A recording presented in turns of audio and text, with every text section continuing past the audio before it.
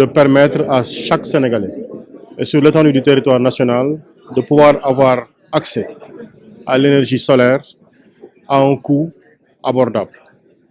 Et cela, les acteurs privés sénégalais l'ont compris. Voilà pourquoi ils se sont positionnés en acteurs pilotes pour initier cette discussion et également de trouver les voies et moyens de permettre à tous les ménages d'avoir accès à l'énergie solaire. La question est importante parce que c'est une question qui met au centre des enjeux plusieurs acteurs. Il y a d'abord l'État, parce que celui qui procure le bien, qui donne l'accès au bien, doit naturellement être l'État.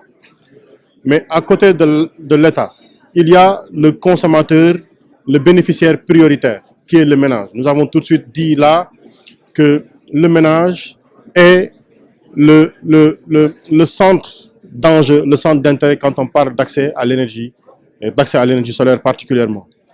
Il y a les partenaires, ceux-là qui sont les fournisseurs d'accès, et parmi lesquels on aurait pu parler de Senelec, mais surtout parler du privé national, qui est en train de développer des projets dans le domaine, des idées dans le domaine.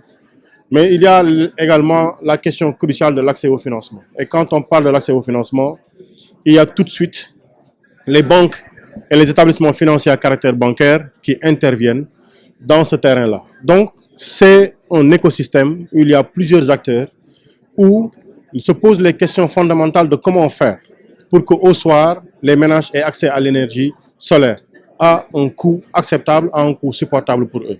Et c'est entendu cela, c'est pour cette raison-là que nous avons nous-mêmes décidé de venir accompagner le COPERES, d'échanger avec les acteurs pour leur dire que l'État sera là en accompagnateur, en souteneur du projet, mais également en porteur du projet, pour que les Sénégalais puissent y avoir accès à ce coût-là, à ce coût abordable-là.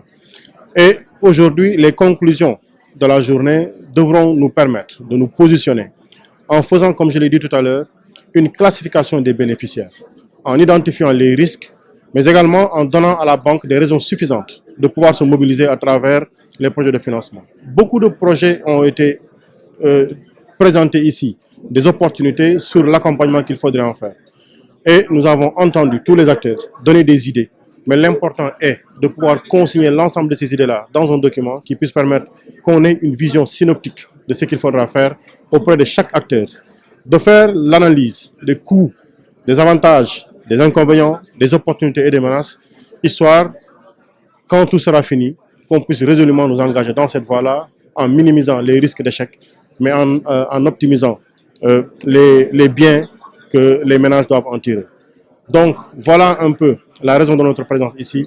Voilà un peu le terrain dans lequel l'État, avec sa tête, Monsieur le Président de la République, nous pousse à accompagner tous ces acteurs-là. Et c'était la raison fondamentale de notre présence ici et nous espérons en tirer les meilleures conclusions pour le bien de toutes les populations.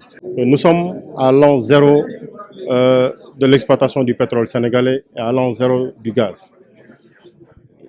On ne peut pas dire, comme les pays qui ont assumé un développement industriel aujourd'hui et qui sont à un niveau avancé de développement, de dire non, nous n'allons pas utiliser notre pétrole et notre gaz. Le pétrole et notre gaz n'est pas dans notre sous-sol pour qu'on y renonce. Le choix de l'État, c'est de tirer profit de toutes les ressources disponibles, compris les énergies fossiles, mais également les énergies renouvelables. Et le Sénégal s'est positionné aujourd'hui en acteur primordial de la réalisation du mix énergétique. Vous savez, aujourd'hui, nous sommes à 30%. Ça, en Afrique, sans exagération aucune, le Sénégal est l'un des pays pionniers en la matière. Et l'ambition du gouvernement est d'atteindre le mix énergétique à 40%. La volonté du gouvernement, c'est si même on a la possibilité de faire plus, de réaliser plus. L'important étant que l'enfant qui se réveille à Dakar, l'écolier qui se réveille à Dakar et qui a accès à l'énergie, puisse être sur un pied d'égalité avec celui qui se réveille dans le dernier village sénégalais vers la frontière.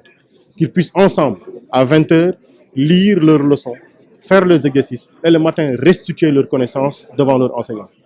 Le projet du Sénégal, c'est que la femme à Dakar puissent être dans les mêmes conditions que la femme qui se trouve dans les villages les plus reculés, devant les situations de la vie, devant la grossesse, devant la maternité, devant les tâches ménagères, devant la cuisson propre. Mais on ne peut pas porter ce niveau, cette volonté d'équité nationale en renonçant à des énergies. On ne peut le faire que quand on réalise le mix énergétique. Voilà la réponse que je pourrais vous faire.